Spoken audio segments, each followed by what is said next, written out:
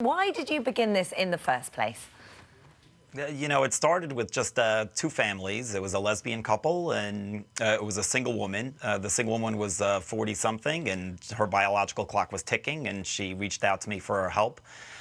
Sometimes sperm banks that they use, besides it being frozen, the expense, they don't want to exhaust all their money, and they rather save it for the child, but it's also they want to meet who the father of their child's going to be, and a lot of times they want me to have some level of involvement, you know, show up for Father's Day activities or birthdays, graduations, that kind of thing. Well, when this first started, you see, you don't charge, and we'll point that out right from the word go. So this is a free service. At one point, you had 1,000 Facebook requests. So how do you choose who you're going to help? I never did turn anyone down. Very often, sometimes you have women that are in their late 40s and they still want to try, and I'll try as long as they are willing. So obviously now it'd be a little more challenging. Certainly if a woman from Uganda calls me and she's 47 years old, I'm not sure I'm able to help her.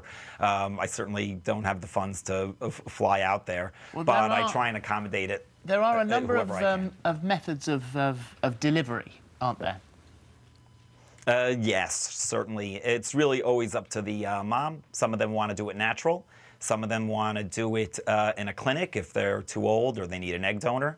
And some of them, I just do it in a cup and then pass it off to them, and they'll put it inside. And sometimes it's even through the mail.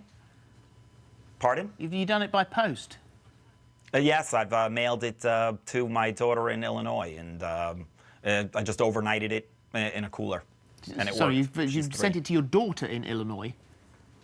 Well, now she's in Illinois. It was to the mother. In fact, what's interesting is I never met the daughter and I never met the mom. I see. It was a heterosexual couple, and the father just couldn't have children. You have an incredible success rate, and you say that this is all down to the timing. So you have to space it out just a little bit, but that's about it. And then, of course, timing the ovulation is always key. Of course, yeah. But the thing is, some of these women have asked to have a relationship with you afterwards, haven't they? How do you get around that? Well, a lot of times we don't know each other initially, but then we become friends, and then eventually we become family. We don't have romantic relationships afterwards, although sometimes they were sometimes interested in that.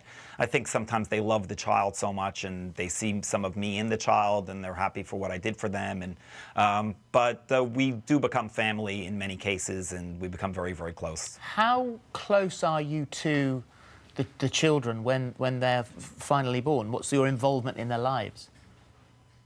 Sometimes I'm there for the delivery, and sometimes I'm on the birth certificate. It's really up to the mom. And 4 of the children I never met. It's really up to them what level of involvement they want. So some I'll take on the weekends, and some I'll just do special occasions. But some women have successfully sued for child support, haven't they? Yes, there's really no way around it. There's no contract that you can create prior to conception that will protect you, especially when it's this known donor relationship.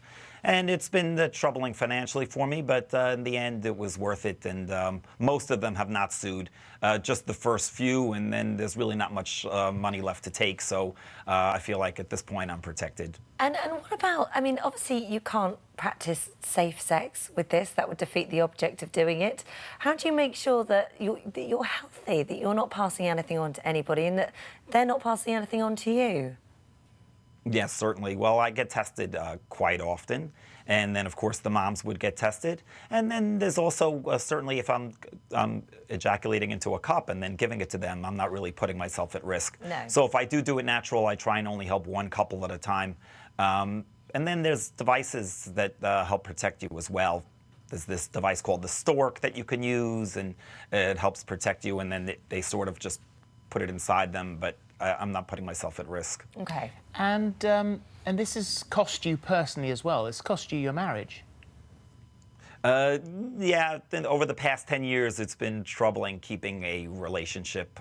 Very often, women seem to be okay with it. They think it's very noble very often, and they say that's no problem. But then, obviously, the children do take up a lot of my time. Even if I see them once a month, that's basically 22 days out of the calendar that I'll be busy.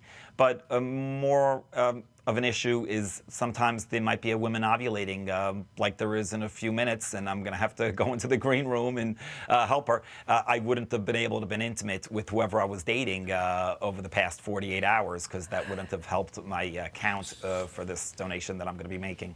So you're going to go into the green room now and help this lady?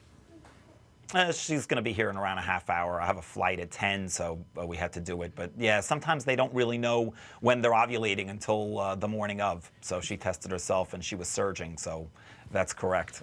I hope they let me use the bathroom here. This is a natural helping that you'll be doing? No, it's not. She's going to use something what's called an instead cup. It's basically just a something that women use for their period, but it also can be used for fertility, where it holds the sperm close to the cervix. So Wow. no, I'm not going to be doing it naturally. She's a lesbian couple in a committed relationship for many years. How long will you keep this up? I'm 40 years old already, so I don't see myself doing this when I'm 50. I think that I don't really have a number, but certainly I'm going to stop relatively in the next few years. Well, listen, we won't keep you any longer. You've got a She's job waiting. to do. She's surging. So thank you so much for joining us this morning. Thank you, Ari. Thank Oh, you. thanks so much. Bye-bye. Thank you. Hello, YouTube. For more of the same, just click here. And don't forget, you can subscribe for even more of these amazing videos exclusive to our channel.